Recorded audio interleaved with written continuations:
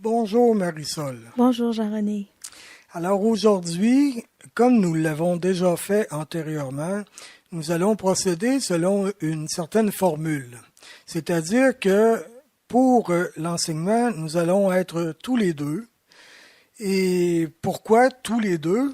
Même s'il y a un orateur principal, et dans ce cas-ci pour aujourd'hui c'est moi, pourquoi est-ce important d'être deux?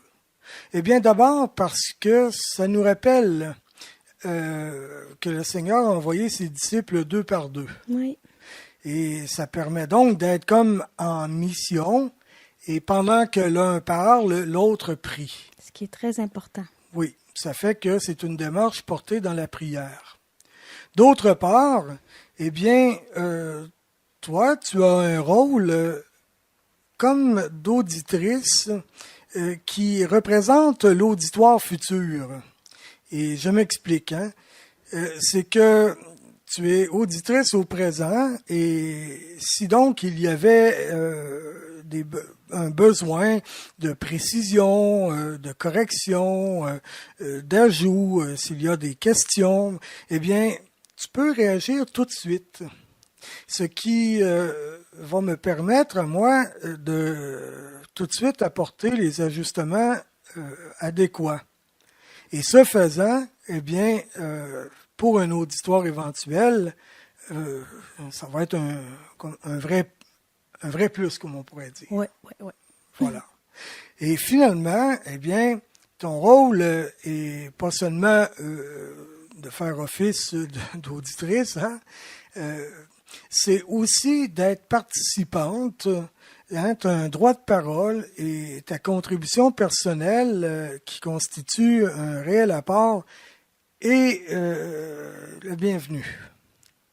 Donc, si tu as le désir d'apporter du tien, ça va faire plaisir. Je te remercie. Oui, évidemment, ça va se faire dans l'ordre, tout ça, et je t'en remercie. En guise d'introduction, il serait pertinent de nommer le sujet de l'enseignement. Effectivement. Évidemment. Alors, on pourrait le nommer comme suit. Quelques repères d'anthropologie classique, entre parenthèses biblique, spirituelle et philosophique, tels que mis en relief au sein de la tradition de l'Église catholique. Qu'est-ce qu'on entend au fait par anthropologie? Le terme anthropologie est constitué de deux mots grecs à la base. Le terme anthropos, qui signifie homme au sens générique, donc l'être humain, et le deuxième terme logos, qui signifie parole, discours. On pourrait peut-être ici dire science ou étude. Donc, c'est l'étude de l'être humain. Une parole sur l'être humain. Donc, comment on conçoit l'être humain. OK, oui. Voilà. Alors maintenant, je vais poursuivre l'introduction en me rapportant quelques petites notes déjà écrites. Le présent enseignement suppose en amont la connaissance, un minimum rudimentaire, d'un certain nombre de thèmes théologico-spirituels. Donc, théologiques, spirituels. Comme quoi, par exemple? Par exemple, le thème du salut. Bon, non pas en termes de salut général, universel, mais plus dans sa réalisation personnelle, expérientielle, pour tout un chacun. Bon, donc, l'expérience du salut, pour chacun, chacune. Il y a la sanctification, évidemment, un thème important, qui inclut le thème de la conversion. Et le thème de la conversion inclut lui-même d'autres thèmes, comme des étapes, un combat spirituel, etc. Donc, je dirais que il y a des thèmes comme ceux-là qu'il serait bon de connaître déjà avant d'écouter le présent enseignement. De la même manière, le présent enseignement suppose également en aval une suite dans le processus d'apprentissage. Espérons, oui. Oui, pour le sujet lui-même et aussi ce à quoi ce sujet-là va nous amener aussi. Il va nous amener à aborder d'autres thèmes. Comme on dit, c'est un système. Hein? Bon. Et il y a aussi l'aspect d'apprentissage concret, de mise en pratique dans nos propres vies, j'imagine. Bien, évidemment qu'il y a une visée pratique à tous ces enseignements-là, évidemment. Donc, je poursuis. Au sein d'un vaste univers, nous portons donc aujourd'hui notre regard sur une petite portion artificiellement soustraite de l'ensemble, un ensemble organique, systémique. Délimiter ainsi un sous-ensemble représente un réel défi. En effet, où commencer, où s'arrêter? Cela demande en fin de compte de faire le deuil de la totalité. Oui. Nulle prétention de produire ici un enseignement complet et qui constituerait la référence en faisant autorité en la matière. Il s'agit plutôt d'une introduction, une synthèse davantage personnelle qui, bien qu'incomplète, rassemble tout de même plusieurs notions fondamentales communément admises au sein de la tradition bimillénaire de l'Église catholique. Une petite contribution, solidement appuyée sur des sources référentielles crédibles, pouvant donc aider à mieux appréhender le vaste univers que représente le cheminement spirituel chrétien. Les principales références utilisées pour le présent enseignement ont été choisies avec attention en fonction de leur fidélité à l'enseignement officiel de l'Église catholique. Certaines originent directement de ce dernier, les autres s'y réfèrent rigoureusement. Ainsi, par exemple, en termes de références indirectes, nous aurons eu recours au très réputé professeur et auteur de théologie spirituelle Charles-André Bernard, un homme exceptionnel, défunt aujourd'hui, mais qui est quand même un contemporain. Oui, oui. Nous aurons eu également recours à Mme Thérèse Nadeau-Lacour, professeure et auteure de théologie spirituelle reconnue, qui d'ailleurs a été notre formatrice au cycle universitaire supérieur. Nous aurons eu également recours au père Joseph-Marie Verlinde, dont la crédibilité en certaines matières n'est plus approuvée. Donc, on comprend bien ici que nous aurons eu recours à leurs écrits. Évidemment. Une pression importante ici, afin de ne pas alourdir le présent enseignement, je ne vais pas constamment mettre en relief les différentes sources référentielles. Au besoin, si quelqu'un en faisait la demande ultérieurement, alors là, oui, je pourrais fournir l'ensemble des références utilisées auxquelles nous aurons eu recours.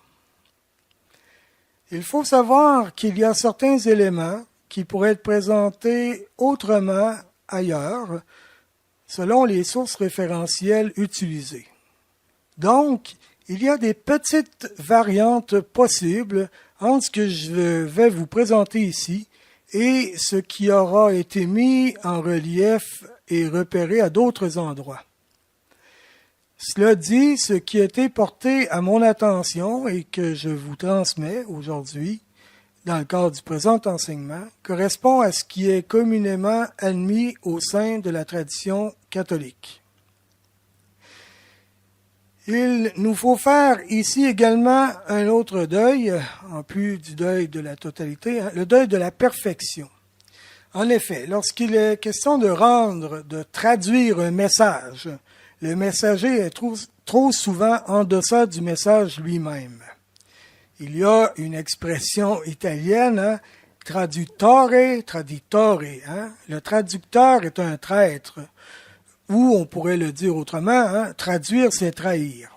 Cette expression italienne pourrait analogiquement nous servir ici, parce que tenter de rendre justice à une réalité par des mots sortant de ma bouche, c'est là que je ne peux prétendre être à la hauteur.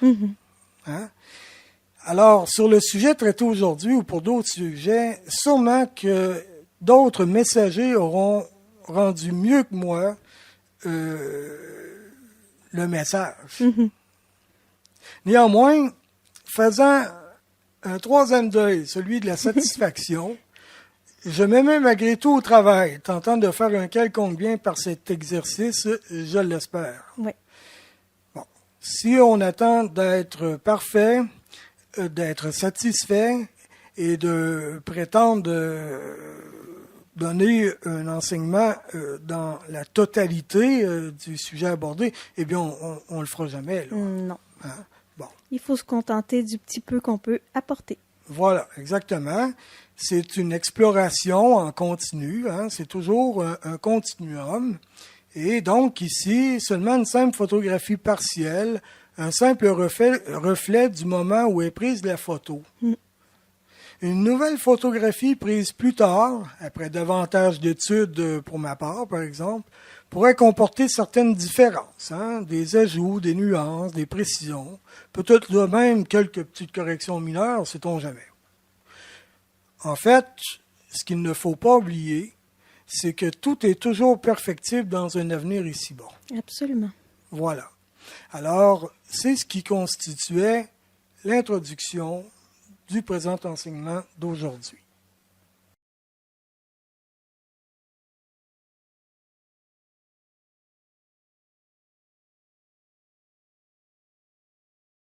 Je me permets de dire un petit mot sur la parenthèse dans le titre de l'enseignement d'aujourd'hui. Quelques repères d'anthropologie classique, entre parenthèses, biblique, spirituel et philosophique, fin de la parenthèse, tels que mis en relief au sein de la tradition de l'Église catholique. Bon, cette parenthèse-là, qu'est-ce qu'elle dit en fait? Elle dit que les repères anthropologiques dont il va être question aujourd'hui, proviennent de plusieurs sources. D'abord, il y a la source de la Bible, les Saintes Écritures. Et là, on parle des écrits vétéraux et néo-testamentaires. Donc l'Ancien et le Nouveau Testament. Évidemment. Donc ça, tout au long de la parole de Dieu, il y a en effet des points de repère, des notions, des indications concernant l'être humain, comment on le conçoit. Deuxième terme, la philosophie. Deuxième source. Pourquoi? Il faut savoir que au début de l'ère chrétienne, la naissance de l'Église s'est faite dans un contexte particulier, où il y avait, je dirais, une rencontre de plusieurs cultures. Bon. Et là, une des cultures très importantes, c'était la culture grecque. Et l'Église a été amenée, dès ses débuts, à être en dialogue avec le monde grec, avec les gens de la culture grecque. Et au sein de la culture grecque, il y avait déjà toute une réflexion, un travail de la raison, sur toutes sortes de sujets, dont justement, qu'est-ce qu'un être humain? Et ici, on pourrait penser aux écrits d'Aristote avec le traité de l'âme, ou bien l'éthique à Nicomaque. Oui. Alors, déjà, la philosophie grecque mettait en relief des concepts, des éléments, des notions concernant l'être humain. Et l'Église naissante a été appelée à rentrer en dialogue avec cette culture-là et à valider les éléments pertinents qu'il y avait dans cette culture-là. Elle a donc intégré ces éléments pertinents-là. Oui, absolument. C'est que dès le départ, la raison a pris une place importante dans l'Église naissante avec la foi. Tant et si bien que, je dirais, dû peut-être au contact avec la philosophie grecque, eh bien, il y a eu un réflexe qui a surgi au sein même de la foi chrétienne, qui était d'allier la raison et la foi. Ouais. Et donc, de réfléchir sa foi, de réfléchir sur sa foi. Et donc, on dit la foi qui cherche à se comprendre, la foi en quête d'intelligence. Et ça, c'est vrai pour les propositions de la foi elle-même, mais c'est vrai aussi quand il arrivait d'autres éléments de d'autres cultures, eh bien, on voulait réfléchir, est-ce que ces éléments-là étaient en concordance avec les révélations ou non? Mm-hmm. Oui. Avec l'intelligence de la foi. Alors, on pourrait dire que la philosophie grecque a stimulé l'apparition de la théologie. On pourrait dire ça comme ça. Et justement, pour les éléments qui étaient vraiment compatibles avec les éléments de la révélation, avec l'intelligence de la foi, eh bien, l'Église naissante catholique a intégré ces notions-là au fur et à mesure. Donc, c'est pour ça qu'on dit qu'il y a une source philosophique aussi au repère d'anthropologie classique. Oui. Il y a aussi la source spirituelle. Très importante. De quoi parle-t-on ici? On parle de l'expérience spirituelle de Saint-Sainte depuis 2000 ans, qui non seulement ont intégré eux-mêmes les notions bibliques et philosophiques, mais qui ont aussi, à travers leur vécu et leurs expériences, qui ont amené une intelligence aussi de l'expérience spirituelle et de ce qui est concerné en l'être humain. Et donc, cela a contribué aussi à la découverte de l'être humain. Absolument. Alors, donc, on parle vraiment de la tradition spirituelle de l'Église. Bon. Et cette donc parenthèse-là est importante pour comprendre donc que il y a vraiment ici une solide tradition, toute une histoire qui porte l'enseignement qu'on va donner aujourd'hui. Et il y a des gens qui ont réfléchi. Il y a eu des moments de vérification, de rencontre, de confrontation, de vérification, de validation. Donc, c'est quelque chose là qui est assez mûr comme résultat. Au long des siècles, quand même. Exactement. D'autre part, une chose importante à dire, c'est que cette anthropologie-là que nous allons parler aujourd'hui est une anthropologie qui relève de la réalité, qui part de la réalité. Et ça, c'est très important à comprendre. C'est des conceptions, en fait, une manière de voir l'être humain, mais qui part de ce qui est observable dans la réalité, ce qui est vérifiable, dans l'expérience. Donc ça part du réel, ça a été observé, puis c'est là ensuite qu'on a commenté, conceptualisé. Au fur et à mesure, et ça, que ce soit au niveau biblique, philosophique et spirituel. En plus de l'aspect révélation du point de vue biblique et spirituel, évidemment. Alors, pourquoi je dis cela?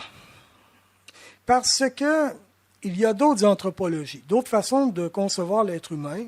Je pense, par exemple, aux façons dont les sciences ésotéro-occultes vont nous présenter l'être humain et qui va souvent être inspiré de visions des religions extrême-orientales, de croyances extrême-orientales. Eh bien, ces anthropologies-là, elles ne relèvent pas du réel. Elles relèvent d'une croyance. Et ça, c'est important à comprendre dès le départ. Pourquoi? Parce que il arrive, puis ça, on le verra ultérieurement, qu'il y ait des différences majeures dans les diverses manières de concevoir l'être humain, selon qu'il s'agisse d'une anthropologie chrétienne ou d'une anthropologie ésotéro-occulte. Et il y a donc des éléments divergents à tel point qu'ils sont même incompatibles. Eh bien, pour être capable de faire, à un moment donné, la lumière sur ces choses-là, pour être capable de s'y retrouver, etc., eh bien, c'est important de dire que la vision chrétienne a quelque chose, disons, de solide, d'appuyé. Et que déjà là, on ne compare pas juste des croyances entre elles.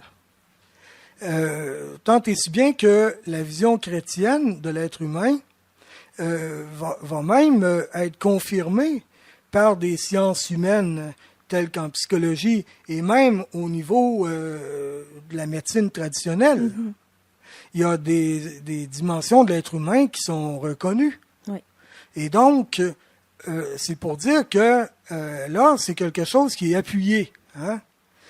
Quand on parle d'autres types d'anthropologie, d'autres visions de l'être humain, ben c'est important de savoir que c'est pas toujours aussi appuyé, toujours aussi solide, que ça peut relever des fois d'une pure croyance non vérifiable. Alors que parfois, ça nous est présenté comme étant quelque chose de vérifié. Exactement, quelque chose de réel. Alors que non, en fait, c'est pas vérifiable, c'est pas réel. Dans la réalité, là, c'est bon. Alors, déjà là, hein, c'est pour montrer à quel point l'anthropologie classique chrétienne est un référent solide. Oui. Le but est ça ici. C'est pas tant là, de discuter pour le moment de la valeur des autres anthropologies. Là. On n'en sommes pas là ici dans le présent enseignement, mais c'est de dire la valeur très certaine de l'anthropologie chrétienne. Bon. Maintenant, le présent enseignement, nous l'avons dit tout à l'heure, il suppose qu'il y aura des suites éventuellement en aval. Eh bien, quand on parle de suite, oui, on parlait d'une visée pratique pour la vie spirituelle, mais on pourrait parler aussi de sujets, de d'autres thèmes qui pourraient être ensuite développés et pour lesquels l'enseignement d'aujourd'hui aurait été vraiment très utile et même nécessaire. Je pense par exemple au thème du combat spirituel. Et quand on parle rapidement du combat spirituel, essentiellement, on pourrait bien dire, hein, c'est comme l'opposition entre deux forces, entre deux tendances, hein, le mal et le bien, hein, dans la vie de l'être humain. Bon, eh bien, le mal, ici, dans l'enseignement traditionnel de l'Église, est, je dirais, défini sous sa triple forme, hein, sous une triple forme, c'est-à-dire le Satan, le monde et la chair. Bon, ici, le monde, hein, l'esprit du monde, le péché du monde, hein, évidemment. Satan, on parle évidemment de la partie du 9 cœurs des anges déchus, hein, et dont Satan est le chef, comme on pourrait dire. Et la chair, ici, non pas en termes de la corporéité, hein, la condition corporelle de l'être humain, le fait que l'être humain a un corps, mais plus dans le sens paulinien, la chair en termes de ce qui, dans tout l'être humain, dans toutes ses dimensions constitutives, hein, est enclin vers le mal, est attiré vers le mal, le péché, dû aux séquelles du péché originel. Alors, le combat spirituel, eh bien, pour bien se comprendre, surtout en ce qui a trait à la chair, eh bien, c'est donc à l'intérieur de l'être humain, hein, dans ce qu'on appelle son attirance vers le péché, hein, la concupiscence avec un grand C, eh bien, là, de bien comprendre comment est fait un être humain, là, ça a une grande importance. Évidemment. Aussi, on pourrait dire, quand il s'agit du combat spirituel, en ce qui touche les êtres célestes mauvais, hein, les démons, oui, c'est important aussi, parce que il y a certains modes opératoires. Quand on veut discerner la source d'une expérience ou de quelque chose, hein, eh bien, est-ce que ça vient de Dieu, du malin, ou simplement de la nature? Hein? Bon, alors, il y a donc l'importance de bien connaître l'être humain pour ce thème-là du combat spirituel. Bon, C'est pareil pour d'autres thèmes, par exemple le cheminement spirituel, surtout quand ça concerne des étapes de cheminement intérieur à l'être humain. Eh bien là, on n'est pas tant au niveau comportemental, ou c'est ça, mais on est vraiment au niveau de la transformation du sujet croyant avec la grâce de Dieu et la collaboration de l'être humain. Eh bien, évidemment, là, dans des traités de théologie spirituelle, traités de spiritualité, et chez des grands spirituels qui parlent du cheminement spirituel à l'intérieur de l'être humain, d'étapes et tout ça, du travail de la grâce, du travail qu'a à faire l'être humain, eh bien, évidemment, là, ça revêt une grande importance de savoir comment est fait un être humain. Encore là, donc, il y a des thèmes donc qui dépendent vraiment de l'enseignement d'aujourd'hui pour bien les comprendre. Autrement, on pourrait vraiment passer à côté, ne pas intégrer la richesse de ces enseignements-là sur ces thèmes-là. Hein? Ouais. Il y a d'ailleurs plein d'auteurs spirituels qui, en d'autres époques, utilisent des concepts de l'anthropologie classique. Mais c'est des termes, des fois, qu'on n'a pas, qu'on n'entend plus aujourd'hui nécessairement. Il nous semble un petit peu étranger. Voilà, et que si donc on ne se familiarise pas avec ces thèmes-là, eh bien, on va rester comme en dehors de l'enseignement que va nous donner le spirituel. Là. Et donc, c'est important, là, vraiment, d'avoir cet enseignement-là et qui comporte un langage qui date, qui commence à dater, mais qui a été au fur et à mesure aussi adapté. Alors ça, c'est important aussi au niveau du vocabulaire, de voir un petit peu aussi comment le vocabulaire a évolué au fur et à mesure, mais pour savoir à quoi on s'en réfère au fond, là. Qu'on parle de tel ou tel mot, bon, finalement, OK, on se réfère à telle réalité. Ouais. Bon. Alors, il y a donc plusieurs thèmes comme ça qui, en aval, nécessiteraient, je dirais, vraiment d'avoir bénéficié de l'enseignement d'aujourd'hui pour être bien compris. Bon. Évidemment, on est dans un work in progress, excusez-moi l'expression anglaise, mais cela veut dire que à tout un ensemble, c'est tout un univers, on le disait, et nous, on pose un morceau, un autre morceau, mais c'est des morceaux qui s'imbriquent entre eux.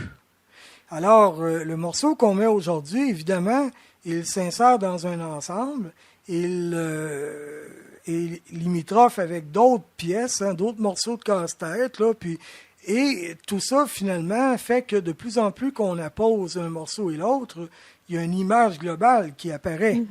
Bon, alors c'est l'intelligence d'un ensemble plus grand de l'univers croyant. Alors, l'utilité du présent enseignement se fera voir de plus en plus, va se vérifier dans le futur de plus en plus. Bon, voilà ce que nous pourrions dire. Et cela conclut vraiment l'introduction. Là, on va vraiment rentrer dans le vif du sujet, là.